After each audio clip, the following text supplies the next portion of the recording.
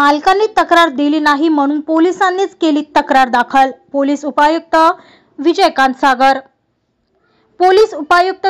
सागर यांनी 10 मेला दुपारी 3 वाजता दिलेल्या माहितीनुसार 8 मेला दुपारी 12:30 वाजता दरम्यान ओमकार नगर येथे ऑटो चालकाने विद्यार्थिनीचा विनयभंग केल्याचा व्हिडिओ सोशल मीडियावर व्हायरल झाला होता। अजनी पोलिसांनी यावर तात्काळ दखल घेत तांत्रिक माध्यमाच्या सहाय्याने तपास करून आरोपीला दिघोरी येथून अटक केली। आरोपीचे नाव विशाल देशमुख, वय 27 वर्ष असे सांगण्यात आले आहे।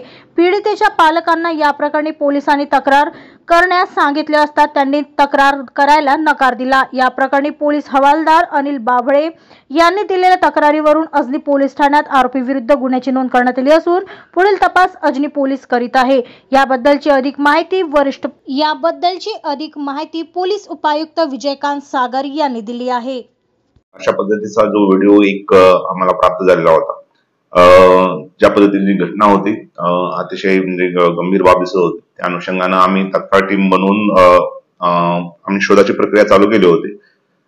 दरम्यान त्या काळामध्ये आम्हाला तो व्हिडिओ जो मध्ये होता तो रिक्षा ड्रायव्हर पण भेटला। आमचा तपास चालू होता। आम्ही त्याला सखोल चौकशीसाठी ताब्यात घेतलेलं होतं।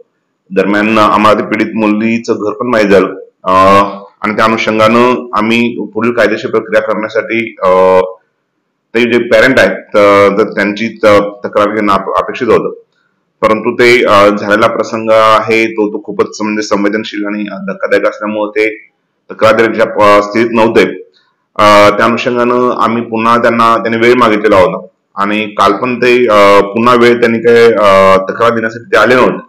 त्या अनुषंगानं जे आहे की पोक्सो ऍक्ट आहे त्यातल्या कलम 19 प्रमाणे आम्ही पोलिसांतर्फे फिर्याद दाखल करून पुढील तपास करीत आहोत।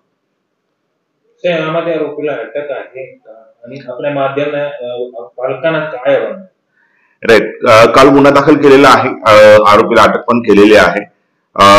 असे बरेच जे घटना आहेत लहान मुलासोबत मुलीसोबत वगैरे अशा घटना म्हणजे घडू शकतात किंवा काय, तर पालकांनी जे आहे की आपलं पाल्यासोबत जो आहे संवाद वाढवणं गरजेचं आहे। अशा प्रकारची कोणतीही घटना होत असेल किंवा त्याची माहिती असेल तर तात्काळ जे आहे पोलिसांना त्याबद्दल कळवणं आणि अशा गोष्टीवरती प्रतिबंध घालण्यासाठी सर्वांनी जबाबदारीने प्रयत्न करणं गरजेचं आहे। आरोपीचा काही आपराधिक रेकॉर्ड वगैरे माहिती समोर आली आहे?